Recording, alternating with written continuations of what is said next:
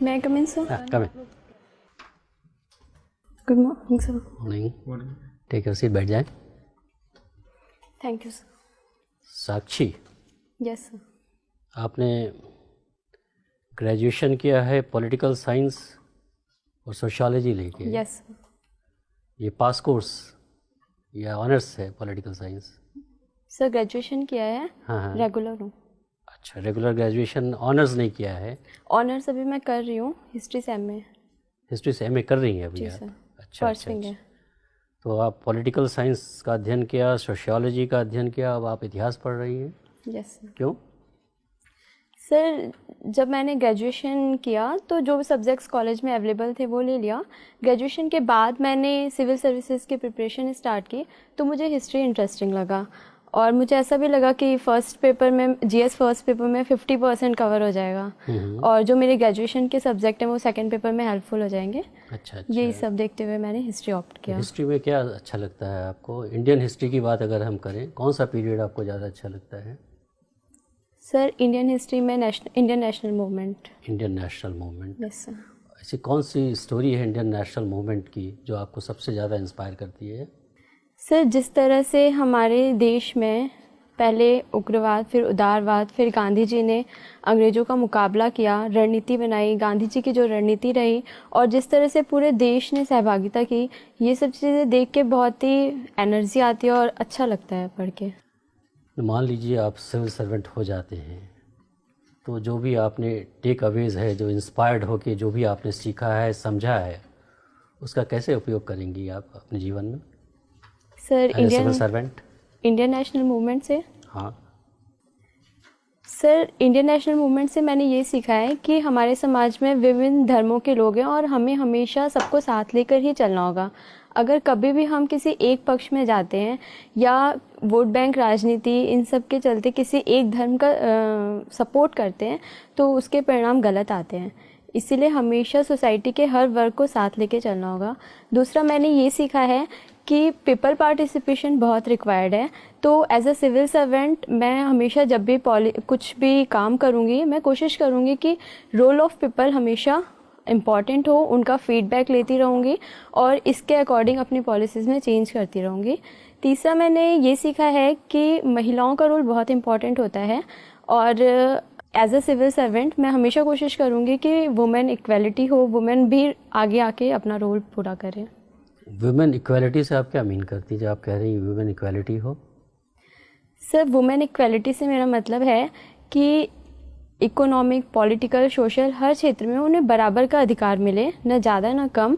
अगर वो किसी चीज़ की योग्यता रखती हैं तो उनको अवसर मिले. ऐसा नहीं कि वो सिर्फ फीमेल हैं इसलिए उन्हें रोक दिया जाए. संविधान ने तो दिया हुआ है इक्वालिटी का राइट.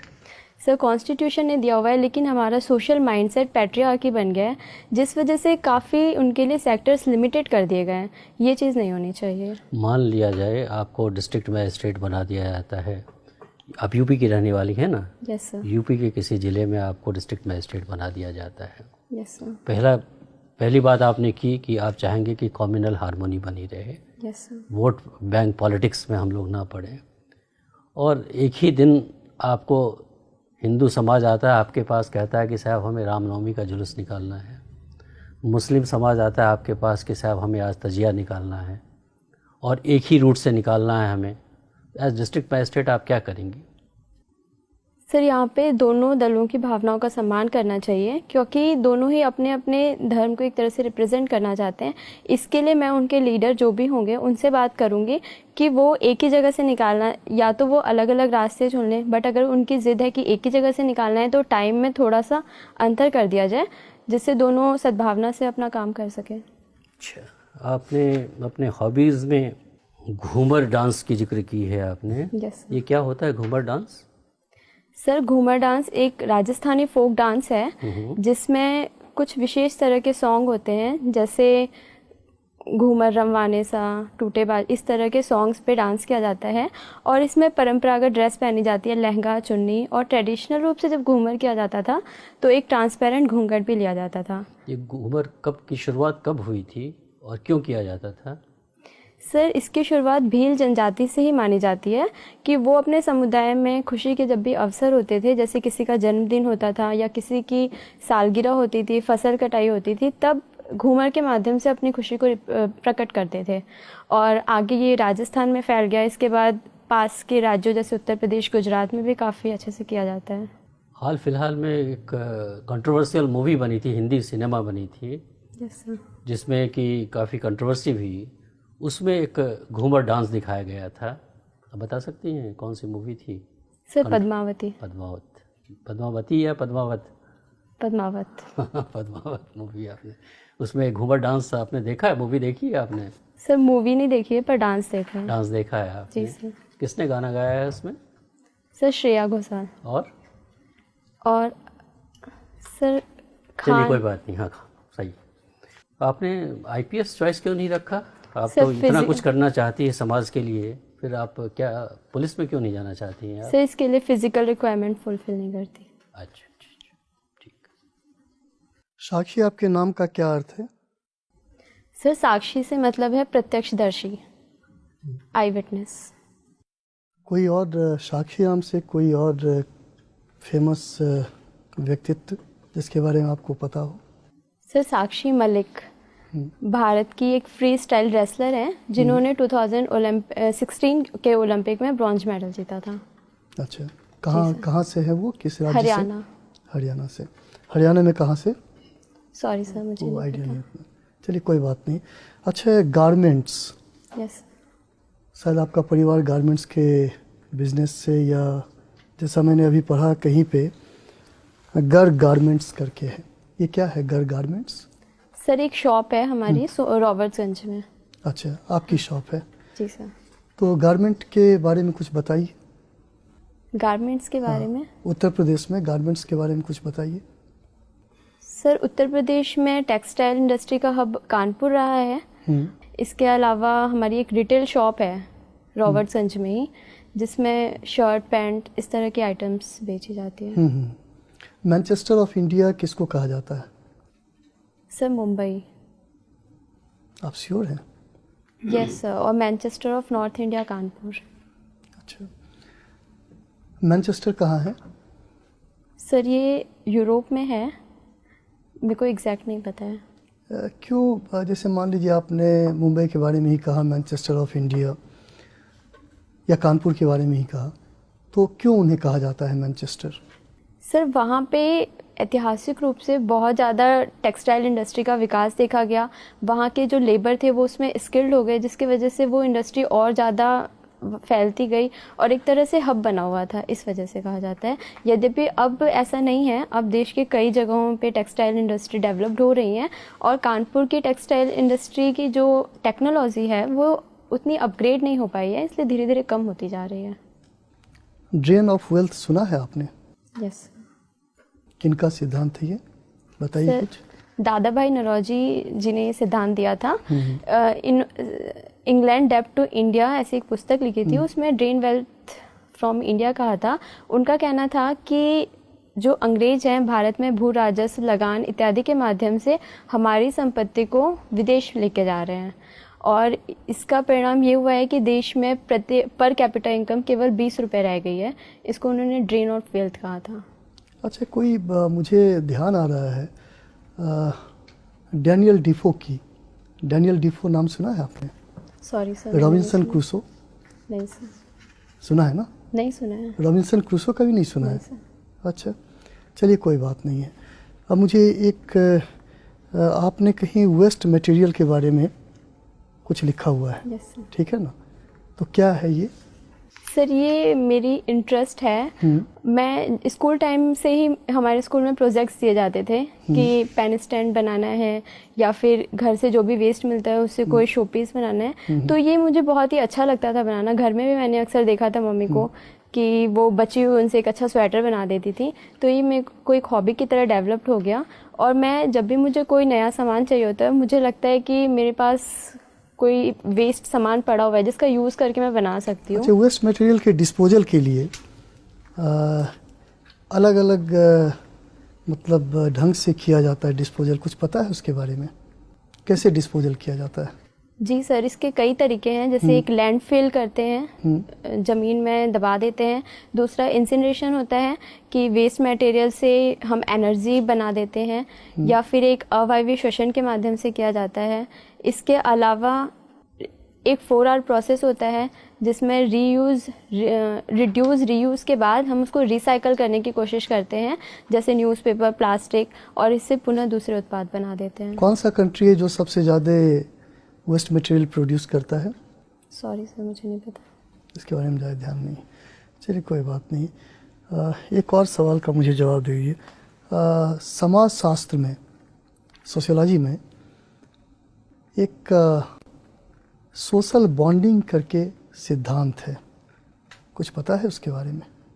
सब पर्टिकुलर सिद्धांत के बारे में मुझे नहीं पता है, लेकिन एज जनरल सोसाइटी में अगर देखा जाए इंडिया के परिप्रेक्ष्य में, तो इतने धर्मों, जातिगत विविधता है, भाषाई विविधता है, फिर भी सभी एक साथ रहते हैं, टॉलरेंस के साथ रहते हैं, एक दूसरे के कस्टम को अप्रिशिएट करते हैं। इसको मैं सोशल बॉन्डिंग के रूप में देखती हूँ। चलिए ठीक। अभी आपने, ये आपका पहला साक्षात्कार है? Yes sir. इससे पहले आपने प्री दिया है? जी सर। ओके। अच्छा, जो अभी सर ने सवाल पूछा और जिसका मैं वहीं से शुरू करता हूँ। आपने कहा सभी लोग बड़े सहिष्णुता से रहते हैं। मैं तो सहमत नहीं हूँ इस विचारधारा से। आए दिन दंगे होते हैं, थोड़े छोटे छोटे सामाजिक तनाव के ऊपर लोग उत्तेजित हो जाते हैं। और सर ने भी एक सवाल इससे मिलता जुलता पूछा था कि दो अलग अलग समुदाय के लोग जुलूस निकालना चाहते हैं, एक ही समय पर निकालना चाहते हैं। आपने कहा कि हम उन्हें अलग टाइम दे देंगे, लेकिन ये लड़ाई तो उसी बात की है, साथ साथ निकालेंगे। तो कैसे आप उसको हैंडल करेंगे, ये बताइए। मैं आया हूँ, मेरे साथ एक और लोग आए हैं, और मेरा टाइम तो वही है, मैं तो नहीं बदलने वाला। बताइए। और आप उनको कहेंगे कि नहीं सब लोग प्यार से रहिए, तो कहने वाली बात है। मैं तो नहीं मानता कि लोग प्यार से रहते हैं। तो कैसे हैंडल करेंगे आप इस सिचुएशन? सर, अगर वहाँ की मैं डिस्ट्रिक्ट मैनेजर हूँ तो मेरे पास अथॉरिटी है कि मैं उन दोनों को मना भी कर सकती हूँ जुलूस निकालने के लिए। तो यहाँ पे मैं उन्हें पहले एक प्रपोजल दूंगी कि आप लोग इस टाइम पे निकाल लीजिए, जिससे लॉ एंड ऑर्डर मेंटेन रहे। बट अगर वो नहीं एग्री करते हैं तो मैं उन्हें मना भी कर सकती हूँ कि आप दोनों को ही फिर परमिशन नहीं दी जाएगी जुलूस निकालने की। जब आप दोनों लोगों को मना करेंगी तो उसमें से एक जो उसका आयोजक है, वो वहाँ के जो विधायक हैं उनका भाई है, वो उस कमेटी का चेयरमैन है, और वो बहुत प्रभावशाली है। 70 वर्ष से उसकी सीधी पहुँच है, और वो आपके पास भी बैठता है। उस दिन वो भीड़ उसके साथ है, तो वो भीड़ को देख के और ज़्यादा उत्तेजित हो गया है, और वो आपसे उसका जो एक नजरी लगाव है, जो आपके पास उठता बैठता है। जो डीएम आपके पास कई बार सिफारिशें लेके आया है, आपने उसकी 1-2 सिफारिशें छोटी मोटी मानी भी है। उस दिन वो आपसे ये सिफारिश मनवाना चाह रहा है। विधायक का भाई है, मुख्यमंत्री जी अभी कुछ दिन पहले उसके यहाँ आके गए हैं। बताइए अब आप कैसे मना करेंगे?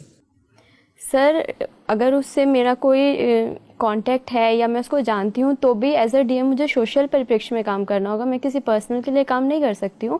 और अगर मुझ पे पॉलिटिकल प्रेशर आता है तो मैं विधायक जी को समझा भी सकती हूँ, कंडीशन से उन्हें बता भी सकती हूँ कि इस तरह की सिचुएशन है, और अगर ऐसी कोई घटना, एक साथ जुलूस निकाला जाता है तो यहाँ पे दंगे की स्थिति बन सकती है। और अगर फिर भी वो पॉलिटिकल प्रेशर बनाते हैं तो मैं डिनाई कर दूंगी कि सर। अच्छा, चलिए इसी में एक सिचुएशन और जोड़ते हैं। आपने उसको मना कर दिया, वो मान गया, लेकिन इन द मीन टाइम आपके जो मंडलायुक्त हैं, कमिश्नर हैं, जो आपसे 10 साल सीनियर हैं, उनका अगला रिंग आता है, कहता है नहीं, इसमें जो दूसरा एक जो धर्म विशेष है उसको परमिशन नहीं देनी है और इनको परमिशन देनी है, इनको उसको टाल देना है। तो उस स्थिति में क्या करेंगे? वो तो आपको सीनियर है और वो आपको आदेश दे रहा है कि आप उनको उस पक्ष को दे दीजिए जो कि सत्ता पक्ष है, और जो दूसरा व्यक्ति है जो कि दूसरा धर्म विशेष का, उसको नहीं देना है या उसको टाल देना है कोई बहाना बना के।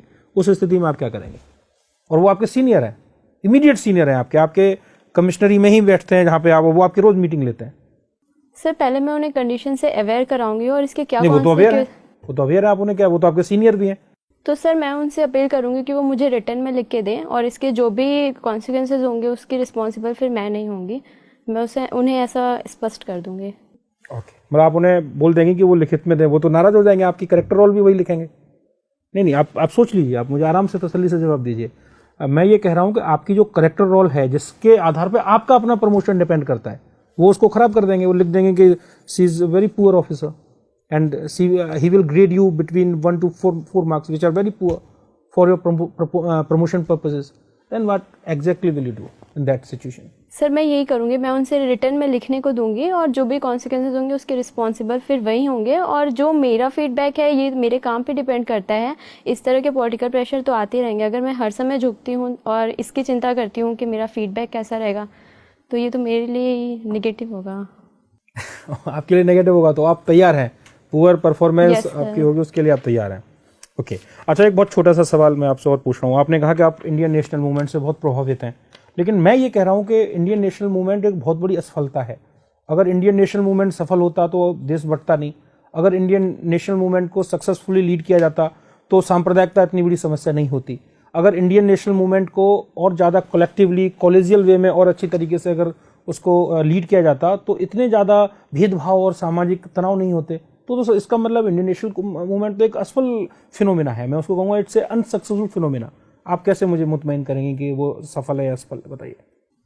सर, इंडियन नेशनल मूवमेंट में यकीनन कुछ कमियां रही हैं। सांप्रदायिक, क्या कमियां है वो बताइए, क्या कमियां है? सर, सांप्रदायिक चिन्हों का प्रयोग किया गया, कई बार धर्म के आधार पर तुष्टीकरण की कोशिश की गई, जिसका ही परिणाम रहा कि हमें देश विभाजन देखना पड़ा। लेकिन सिर्फ इस आधार पर हम इंडियन नेशनल मूवमेंट को कम करके नहीं आंक सकते हैं। इसके बहुत ही अच्छे परिणाम रहे हैं। पहला, देश को आज़ादी मिली है।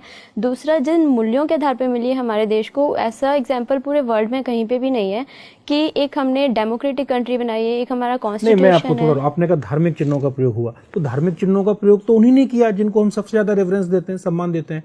महात्मा गांधी से ज्यादा धार्मिक प्रतीकों का प्रयोग तो किसी ने नहीं किया। गीता लेके चलते थे, राम के भजन गाते थे, कई बार इस पर आपत्तियां भी हुई, बावजूद उन्होंने उसको कभी नहीं छोड़ा। तो क्या आप मानती हैं कि ये गांधी जी की गलती थी कि वो धार्मिक चिन्हों का प्रयोग करते रहे? एक सेकुलर, जब एज ए सेकुलर लीडर उनको नहीं करना चाहिए था, या कम से कम सार्वजनिक तौर पे करते हुए नहीं देखना चाहिए था? वो अंदर करते, लेकिन वो तो सभाएं करते थे और राम के भजन गाते थे वो सारे के सारे। तो क्या आप मानती हैं इस चीज को कि गांधी जी से ये गलती हुई? Sir, as a personal student, आपकी पर्सनल कैपेसिटी में बताइए। एज ए स्टूडेंट, आप हिस्ट्री की स्टूडेंट भी हैं, आप परसू भी कर रही हैं एमए हिस्ट्री, तो आप बताइए इस चीज को। सर, अगर मैं गांधी जी के पर्व से देखूं तो ये उनका पर्सनल ट्रेट था। नहीं, पर्सनल कहाँ था, फिर तो पब्लिक हो गया। वो मंदिर सारे लोगों को करा रहे हैं, पब्लिक उस कैपेसिटी में करा रहे हैं, ये बता दीजिए। सर, उनका इस सही गलत देखने के लिए उनका उद्देश्य देखना होगा। गांधी जी का उद्देश्य मैक्सिमम लोगों को अपनी तरफ करना था, किसी धर्म का साथ नहीं देना था। लेकिन कई बार ऐसा हुआ कि इस कारण से कुछ लोगों ने इसको जातिगत धार्मिक रूप दे दिया। पर गांधी जी हमेशा चाहते थे कि इस आधार पर ज़्यादा से ज़्यादा लोगों को आपस में एकीकृत किया जा सके, ये उनका उद्देश्य था। साक्षी, तुम उत्तर प्रदेश से हो। जी मैम। उत्तर प्रदेश में महिलाओं की स्थिति बहुत अच्छी तो नहीं है, यस। जिसको आपने पेट्रियार्की का नाम दे दिया। पेट्रियार्की क्या हर मामले में गलत होती है? पितृसत्ता क्या हर मामले में गलत है? जी मैम, मुझे लगता है हर मामले में गलत है। जब गॉड ने एक साथ दो जेंडर बनाए हैं तो इक्वलिटी होनी चाहिए हर परिप्रेक्ष्य में। तो पेट्रियार्की का मतलब केवल अनइक्वल सोसाइटी को आप पेट्रियार्की से जोड़ रही हैं? नहीं, पैट्रियार्की की मैं ये मान रही हूँ कि ये देखा जाता है कि जो मेल है वो एसेट है और जो फीमेल है वो लायबिलिटी है। जो मेल है वो ज़्यादा। ये पेट्रियार्की की एक इंटरप्रिटेशन है या पेट्रियार्की अपने आप में ऐसी है? मैम, हमारी सोसाइटी में जब मेल को डोमिनेट कर दिया गया। नहीं, पेट्रियार्की का जो डेफिनेशन है वो क्या है? जी। और पेट्रियार्की और मेट्रियार्की अपने आप में क्या है? पैट्रियार्की पितृसत्ता, जहाँ पे पिता की सत्ता हो, एक मेल की सत्ता हो, यही पैट्रियार्की है। वो आपको लगता है हर मामले में गलत होता है? Yes ma'am. अच्छा, आपने हिस्ट्री की पढ़ाई की है। जी ma'am. Doctor B R Ambedkar को चैलेंज करने के लिए डॉक्टर बी आर अम्बेडकर को किसी ने चैलेंज किया था संविधान जब बन रहा था तो? सॉरी मैम, इसके बारे में मुझे रिकॉल नहीं है।